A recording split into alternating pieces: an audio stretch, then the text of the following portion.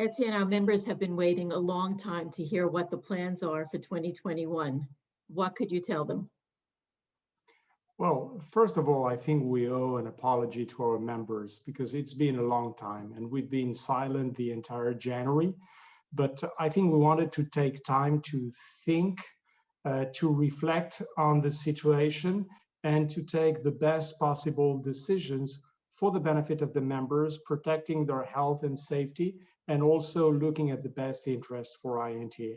So after a month or so of thinking, of due diligence, I think we're in a good position to announce what are our plans for 2021.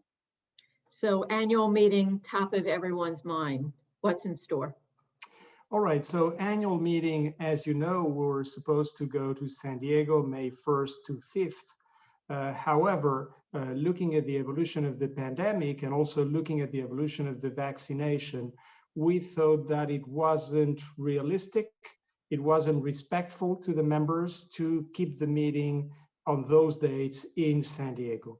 We had a set of conversations with the San Diego authorities, with the convention center, with the hotels, and we reached a nice mutual agreement to postpone the San Diego meeting to a further year.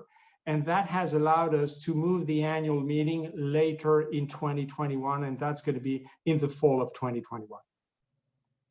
We are pleased to announce that, we will be celebrating our annual meeting in Houston, Texas, November 15th to November 19th.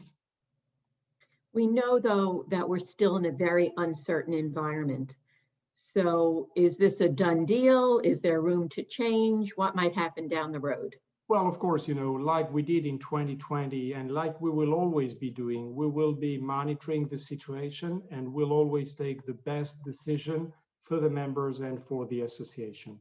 The way we're planning the meeting at this point is really an hybrid meeting in the sense that we expect to have an in-person meeting, but we will have as well virtual offering. And that basically means that for those who are not willing to travel or who cannot travel, they will still be able to enjoy the meeting. And if we see at a given point that the situation is not good, stable enough to have an in-person meeting, then we'll shift to a fully virtual meeting. All that is within our plans. What did INTA learn from last year when there was so much uncertainty and rescheduling had to be done? How does that impact the plans for 2021? Well, I think, the decision to still have an annual meeting in 2020 and to shift into a fully virtual meeting was perhaps controversial for some people. We feel it was very successful. At least this is the feedback we got from the members, from those who attended. They had a great experience, and we had a lot of learnings as an organization. Probably the most important ones were the fact that, our members wanted to meet each other. And more importantly, they wanted to have business development opportunities on a virtual environment. And this is exactly what we will be doing as of 2021, where, by the way, one of the big changes we're putting in place is that we're going to be providing virtual networking opportunities to our members all year round. So the members will have a chance to engage with each other through our platforms, through speed networking, through conversations, and we're going to be doing that on a very regular basis, on a monthly basis, not just at the time of conferences, leadership, or annual. Since the annual meeting is now planned for November in Houston, you've sort of flip-flopped things. Normally we have the leadership meeting in November. So what's happening with the leadership meeting? Are we having one in 2021? Of course, we're having a leadership meeting. And again, the world is changing. We need to change as well. We need to be flexible. We need to be agile, and we need to think out of the box. So we've always thought about annual first and then leadership meeting. Well, this year, we're going to do it the other way around. We know that, we want to have an in-person annual meeting, an hybrid meeting in November. So then let's do our leadership meeting in May. And that's exactly what's going to happen. So our leadership meeting will be fully virtual, and it would be May 3rd to May 7th. And I hope that, many of our volunteers our committee members will participate in the leadership meeting. Will the leadership meeting also this year incorporate the business development aspect that you spoke about?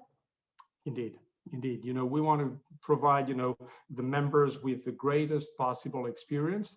And that means that, of course, we'll have the committee meetings, we'll have leadership sessions, we'll have educational sessions. So we'll have a full mix of opportunities. And on top of that, we will continue having those business development opportunities that are so important, particularly when it comes to leadership meeting. It's a kind of more intimate meeting. You have more time to spend with colleagues. That's exactly what we want to replicate in a virtual environment. So the one area we didn't talk about in terms of INTA events is our conferences. What does 2021 look like there? Well, again, we have made the shift into, the virtual world, and that's exactly what we're doing as well with our conferences. So in 2021, we're planning 2 conferences. One will be in March 23rd, 24th, and it's going to be about what's new for brands, a vision from Europe. And it's really looking at, all the issues that are happening in Europe. Let's talk about Brexit, for example, but there are many more. But also just talking about, the evolution of IP, the evolution of the profession from a European perspective to the world. That's going to be the March conference, and it's going to be fully virtual. And then we are planning in September to have another virtual conference that is going to be about brand resilience. And here we're going to be talking about risk, we're going to be talking about recovery, and we're going to be talking about, the future of brand practitioners. And again, these conferences will have the educational programming as usual. And on top of that, there's going to be all the business development, all the networking opportunities that will be part of those conferences. What are some of the topics that will be addressed throughout the year at the conferences, at the meetings, at the business development opportunities?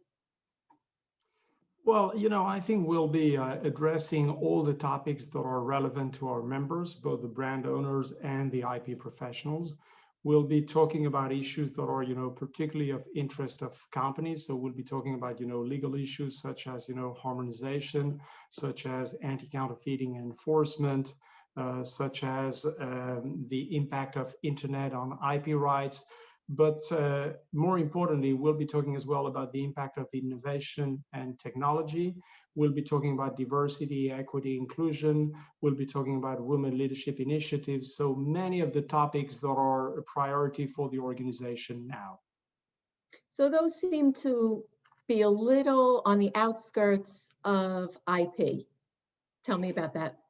Yes, kind of. So basically, we've been evolving over the years. We used to be essentially a trademark organization. And now, little by little, we've been going into other IP rights, perhaps not all of them, but quite a few of them. Let's take designs as an example. So that's a shift that we already did. But then on top of that, we're looking at issues that, are perhaps at the boundaries of IP and that are extremely important. And it's really looking at, how does the IP industry look like and what is the future of the IP industry? And here is where, topics such as, diversity, equity, and inclusion become so important. This is where, looking at a women leadership initiative is so important. And this is where we need to look at, ESG, corporate social responsibility, but also, innovation, technology, and what is the future of IP at large. Great. So if we make the announcement today about all the upcoming calendar of events for 2021, is the bottom line to the community to mark their calendars? Yes, indeed. Annual meeting will be November 15th to 19th in Houston, Texas. Leadership meeting will be fully virtual, and that's going to be May 3rd to 7th. And then we will have 2 conferences. One being in March 23rd, 24th, and that's what's new from brands perspective from Europe. And the September conference will be on brand resilience. But more importantly, all year round, we'll be offering on a monthly basis virtual networking opportunities to the members. And this is why it's so critical as well to be an INTA member, to renew your membership if you haven't done so, because there are a lot of benefits when you are an INTA member. So again, a lot to look forward to. Indeed.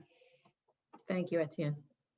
Well, thank you very much, Carol. And perhaps, let me also thank, of course, all the members for their patience, for their support. More importantly, the support from the board of directors, from the officers. And last but not least, I would like to take this opportunity to thank our INTA staff. I think the members, some of them do know, but many of them do not realize the amount of work and commitment on the side of INTA staff to make all these things happen.